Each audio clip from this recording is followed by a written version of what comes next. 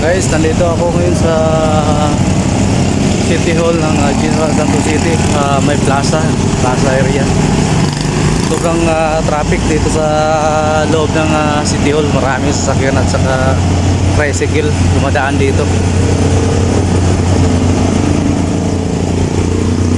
Dito ang daanan nila, shortcut eh.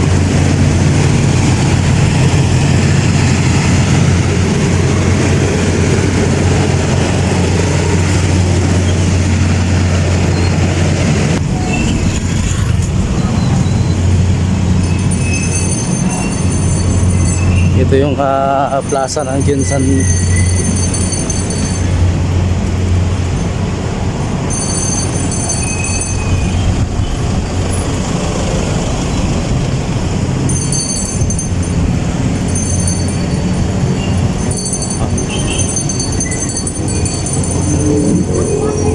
Marami mga nakatambay dito.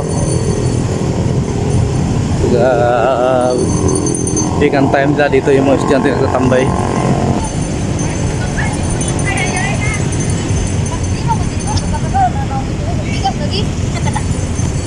Ito yung plaza guys, General Santos City. Dito kami dati natatambay.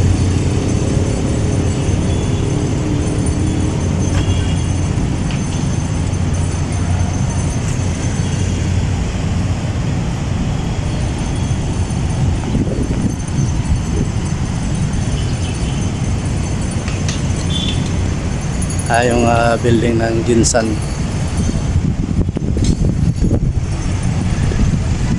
City Hall. Lumang-luma na yan guys, ng taon na yan.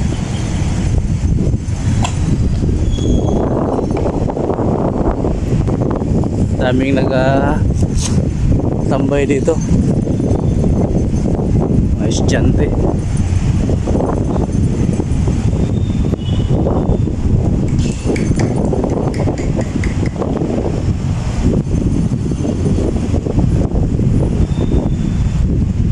Meron din naglalako dito, nagbibinta ng ice cream, yung sorbetes, si mamang sorbetero. Bibili tayo lang sa sorbetes mamaya guys. Namimiss ko rin yung kumain yan. Tagal ako din nakakain yan. Masarap yan eh, paborito ko yan. Ikot muna tayo dito guys. Ito yung monumento ni General Paulino Santos. Kaya ang General Santos City dati pangalan to Jajangas. Pinalitan ng pangalan ng ni General Paulino Santos.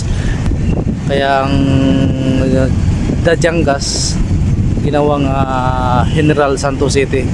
Ipinangalan sa kanya kasi siyang bayani dito sa General Santos City. Siyang nakipaglaban dito ng madugong labanan dito noon guys. Matindi ang history ng lungsod namin dito sa General Santos City guys.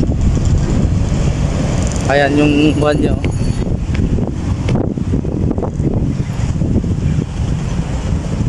Ayan guys, oh, General Paulino Santos. Yan guys, kaya pinangalan to sa kanya.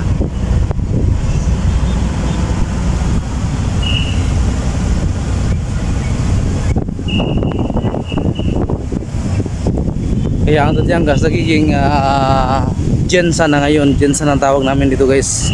Kaya ang tawag sa mga taong naninirahan sa Jinsan, mga generals ang tawag sa amin dito.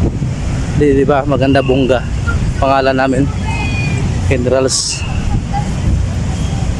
Malamig dito guys, kasi may maraming puno.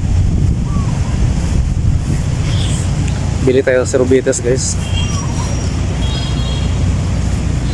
Tanongin natin si kuya kung magkano ang paninda niyang sorbetes.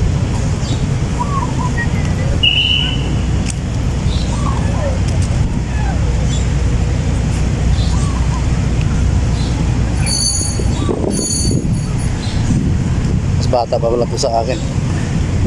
Pag anong isang Isang ice cream mo pare. 15 sir, pwede po 20. 15. Ang pan lang. 20. Bigyan mo ka ng 20.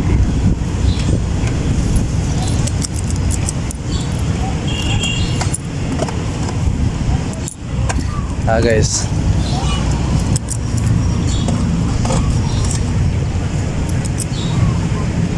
Malapit na yata maubos yung paninda mo ah. Malakas ba ang bintahan ngayon? Na sir, Ha? tama lang sir. Tama lang. Anong oras ka nag-umpisa magkuhan? Ah, Binta?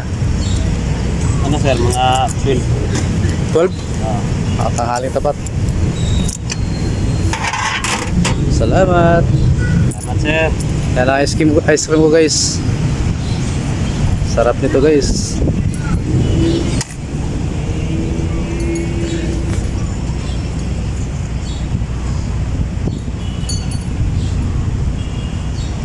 Sarap ng lasa guys.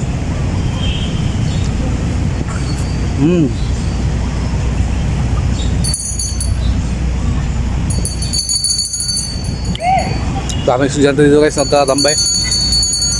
Pati matatanda dito nagtatambay, malamig kasi. Maraming puno.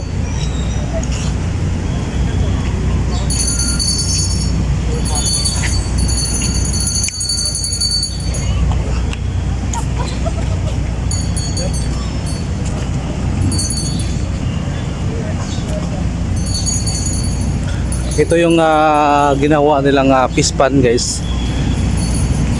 Iwan ko lang kung may isda.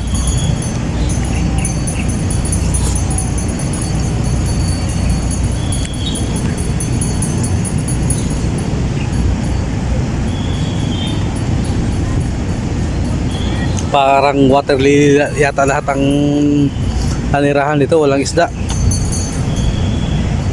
Puro water lily.